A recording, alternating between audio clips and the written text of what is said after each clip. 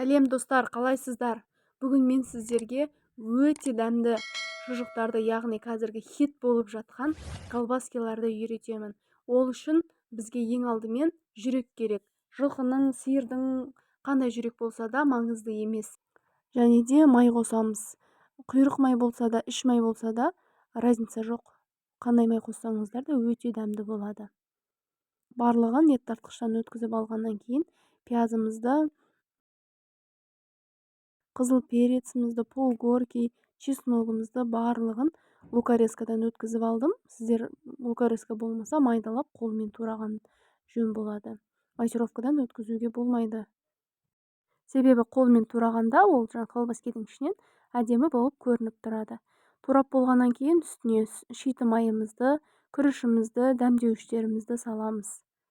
Және де мен бұл жерде барлығын замороженный түрінде салдым. Сіздер свежий түрінде салсаңыздар да болады. Және де үстіне кинза мен укроп салдым. Менде ол да замороженный түрі. Алдын ала сиырдың аш шегін тазалап аламыз. Барлығын дайындап алғаннан кейін барып, осылай мен массировкадан өткіздім. Енді өздеріңіз ыңғайларыңызға қарайсыздар. Қолмен өткізсеңіздер де болады. Әрине массировкамен өткізген өте жеңіл және тез болады.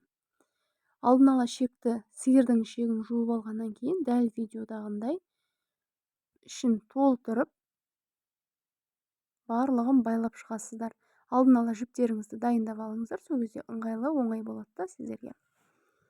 Барлығын толық өткізіп алып, осылай өздеріңізге керек мөлшерде барлығын байлап шығасыздар. Және қыздар, мынау аш шекті алдын ала алып, жуып алғаннан кейін міндетті түрде лимонның согымен жуып алыңыздар. Сол кезде ешқандай иіс те, дәм де болмайды. Осылай толтырып жатқан кезде кейде ішіне ауа толып қалады. Сол кезде зубочисткамен тесіп жіберсеңіздер, ол ештен кетпейді. Және де барлығын өткізіп дайындап алғаннан кейін барып, дәл ет асқан сияқты қазанға салып, қайнатып, көбігін аласыздар да міндетті түрде 2 сағат немесе 3 сағаттай толық қайнатып аласыздар. Қайнағаннан кейін барып, сковородкаға сәл ғана май құйып қуырып алсаңыздар да болады, немесе сол қайнап піскен күйінде де ұсына берсеңіздер болады. Өте дәмді, салқын кезде де, ыстық кезде де дастарханға қоя беруге болады. Және де бұны қонақтар келгенде ассортиға қойсаңыз, дастарханыңыздың сәнін ашады. Сіздер де жасап көріңіздер. Бұл жерде 1 килограмм жүректен 3 килограммдай колбаски шықты. Дәл осылай етіп әдемілеп сәндеп дастарханға ұсыныңыздар.